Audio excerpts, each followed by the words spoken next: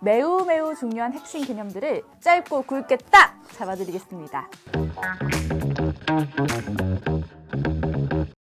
안녕하세요, 경아쌤입니다. 네, 오늘 다루고자 하는 예술 지문 신인상주의는 EBS 수특과 연계의 지문인데요.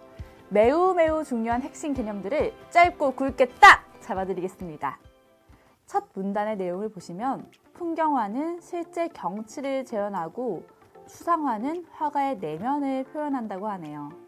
그런데 이 두 개를 다 하는 그림이 있고 이 그림들이 회화의 본성, 회화의 본질이 무엇인가를 깨닫게 해주고 현대 회화를 시작하게 했다고 해요. 그리고 바로 인상주의 이야기로 이어지네요. 네, 인상주의에 대해 이야기를 하기 전에 사실주의에 대해 살짝 알고 갈까요? 인상주의가 계승하고자 했던 것이 이 사실주의의 이념이라고 하니까요. 사실주의는 신과 영웅을 이 원근법에 충실하게 그렸던 르네상스 이후의 화풍에 반발하고 나온 미술 사조입니다. 사실주의는 상상, 즉 허구 속의 존재가 아닌 현실 속의 인간의 모습을 정확히 재현하려고 했다고 합니다. 이러한 사실주의의 태도는 사실주의 대표적 화가인 까르베가 한 말, 천사를 본 적이 없어서 천사를 그릴 수가 없다 에서 잘 드러나 있습니다. 그런데 인상주의 화가들이 재현하려고 했던 것은 객관적인 실체, 그 자체가 아니라 인상이었다고 하는군요. 여러분, 인상이 뭐죠? 제 인상은 어때요? 네, 한마디로 인상은 빛이라는 자극이 이 눈에 들어와 생기는 감각이라고 하죠. 자극이 주어지면 그 자극에 대한 반응이 있겠죠. 빛이라는 자극이 주어지면 인간의 눈은 반응을 하는데 그것이 바로 시각이라는 감각이고 이 감각이 곧 인상이라는 거죠.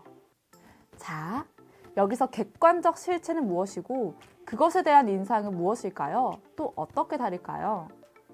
어떤 대상이 객관적으로 존재한다면 그것은 사람이 보든 안 보든 언제 어디서 보든 관계없이 존재하는 것이겠죠. 그에 반해서 인상은 어떤 대상에 반사되어 나온 빛이 내 눈에 들어오지 않으면 안 생기는 거예요. 내가 내 눈으로 봐야지만 생기는 감각이라는 거예요. 문제는 그 감각이라는 것은 내가 느끼는 감각과 다른 사람이 느끼는 감각이 같은지 우리는 확인할 수 없죠. 게다가 빛이라고 하는 것은 시시각각 변하잖아요. 계절에 따라 다르고 하루 중에도 끊임없이 다르기 때문이에요. 여러분, 우리가 들판에 이렇게 서 있는 나무 한 그루를 눈에 보이는 대로 그린다고 해봐요. 해 뜨기 전에 가서 본 사람, 해가 뜰 때 본 사람, 또 한낮에 본 사람, 해가 질 때 본 사람, 눈에 다 다른 감각이 생기겠죠. 이 사람들이 본 대로 자신이 받은 인상을 그려봤다. 네, 그게 나무의 객관적 실체라고 할 수 없겠죠. 그럼 나무의 객관적 실체는 어떻게 알 수 있을까요? 지금 이 시간에 내 눈에는 이렇게 보이지만 그것은 해가 막 뜨기 시작할 때니까 이렇게 보이는 거고 지금 이 위치에서 보니까 이렇게 보이는 거고 이런 식으로 수많은 인상들을 바탕으로 논리적으로 이성적으로 생각을 해서 이 머릿속에 그려볼 수밖에 없다는 거예요. 그것은 누구도 눈으로 본 적이 없는 하나의 관념과도 같은 거겠죠. 그래서 인상주의자들이 보기에는 이 객관적 실제를 재현한다는 것은 허구에 불과하다고 보았습니다. 각자 자기 눈으로 본 그대로 그리는 것이 주관적이지만 사실이라고 했던 이유가 바로 이것입니다. 요약하면 이 인상주의자들이 풍경이 주는 순간적인 인상을 짧은 붓터치로 재현하려고 했다. 이 정도가 되겠네요.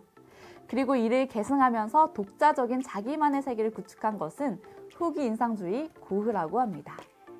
인상주의에서 후기 인상주의까지 이어지고 있는데 이쯤 되었을 때 우리는 첫 문단의 내용을 떠올릴 수 있어야 하겠네요. 경치를 담고 있으면서도 화가의 주관을 표현하는 그림. 이 글의 화제인 거 말이에요. 네 번째 문단을 보시면 고흐는 명암을 무시하고 윤곽선을 뚜렷이 치고 원근법도 무시했다고 하는데 고흐의 그림은 화가의 내면을 표현하는 독자적인 세계이므로 실제 세계를 그대로 닮을 필요가 없었다는 내용이 있죠. 고흐는 정신병원에서 동트기 전에 밤하늘을 보고 그 유명한 별이 빛나는 밤에를 그렸다고 합니다. 하지만 고흐는 그 밤하늘을 사실적으로 재현하는 것이 목적이 아니었고 자신의 내면을 표현하는 것이 목적이었다고 하죠. 별에 닿고 싶은 마음, 떠나온 고향에 대한 그리움, 고흐의 이성적 광기, 이런 것들이 고흐의 이 그림을 통해 표현하고 싶었던 내면이라고 합니다. 풍경을 보고 그렸으면서도 자신의 내면을 전달한 그림은 바로 고흐의 그림이었네요. 마지막 문단에선 서양 현대 미술사에 대한 아주 압축적인 말이 있네요. 회화를 외부 세계의 재현물로 보다가 회화 자체의 속성, 즉 2차원의 평면, 색채와 형태, 선의 조형성에 의미를 부여하게 되었다. 이것이 본격적인 현대 회화의 시작이라는 겁니다. 이때 회화 자체의 속성, 즉 회화의 본성에 부여된 의미는 바로 1문단에서 말한 화가의 주관적 내면이겠죠. 다시 정리하면 회화는 무엇인가를 닮게 재현하는 것에서 화자의 내면을 표현하는 것으로 변화했는데 그 계기가 바로 고흐, 고갱, 세잔 등의 후기 인상주의가 되겠네요. 이어서는 문제를 간략히 보겠습니다. 39번 같은 문제를 실수 없이 정확히 빨리 풀기 위해서는 여러분이 시험장에서 바로바로 떠올리셔야 하는 생각이 있어요. 첫째, 이 글은 인상주의자와 이를 계승하면서도 독자적인 세계를 구축한 후기 인상주의를 주로 다루고 있으므로 인상주의와 후기 인상주의의 공통점과 차이점을 물어볼 거예요. 둘째, 별이 빛나는 밤에는 후기 인상주의의 대표적인 사례다. 이것의 속성, 특징으로 적절하지 않는 것을 물으면 답이 되는 것은 인상주의의 속성, 특징에서 나오기가 매우 쉽겠네요. 셋째, 두 번째 문단에서는 인상주의를, 또 세 번째 다음 문단에서는 후기 인상주의를 중심으로 다룬다고 해서 이 인상주의에 대한 정보는 모두 두 번째 문단에만 있는 건 아니겠죠. 이런 지문의 구조를 중심으로 트랙 2를 훈련하기에는 아주 좋은 문제였네요. 답은 세 번째 문단에 있는 인상주의의 특징을 후기 인상주의를 대표하는 별이 빛나는 밤에와 연결시켜서 만든 4번 답지가 정답이 되겠죠. 이어서 40번 보기 문제를 보겠습니다. 보기는 세잔에 대해 다루고 있는데 지문에서 다루어진 인상주의 및 고흐의 공통점과 차이점을 무엇인가에 중점을 두고 보기 내용을 정리해야겠네요. 세잔은 두 눈으로 보는 세계가 진실이라고 생각하고 이것을 평면에 그리려고 했다는군요. 그런데 이 인상주의가 색채면을 중시한 것과 달리 형태의 단단함도 살리려고 했다는데 이 차이점이 있습니다. 한 번 더 정리하면 인상주의는 색채만, 세잔은 형태도입니다. 이 만과 도의 차이는 엄청 크죠. 인상주의는 색채만을 중시할 때 세잔은 색채와 형태를 둘 다 모두를 중시했다는 것이니까요. 이러한 만과 도의 차이점을 민감하게 포착하는 것이 매우 중요합니다.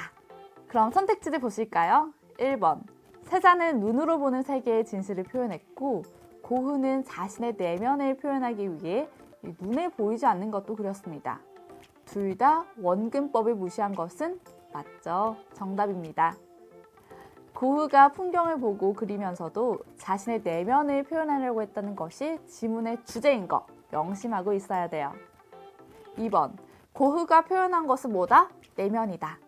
고흐의 그림이 회화의 속성을 자각하는 계기가 되었을 뿐 고흐가 표현하려고 한 것은 자신의 내면이다. 이게 주제다. 항상 주제를 명심할게요. 2번은 바로 땡이죠? 3번, 세잔이 색채를 포기? 땡! 세잔을 중시한 것은 형태만이 아니고 색채뿐만 아니라 이 형태도. 4번, 세잔이 조형적인 요소를 포기? 조형이 뭐죠? 형태를 창조하는 게 조형이에요. 세잔은 뭐다? 형태도였죠. 5번, 세잔은 눈에 보이지 않는 땡이죠. 이번 영상은 여기까지입니다. 앞으로도 유익한 정보를 보고 싶다면 여러분 좋아요, 구독 잊지 마세요.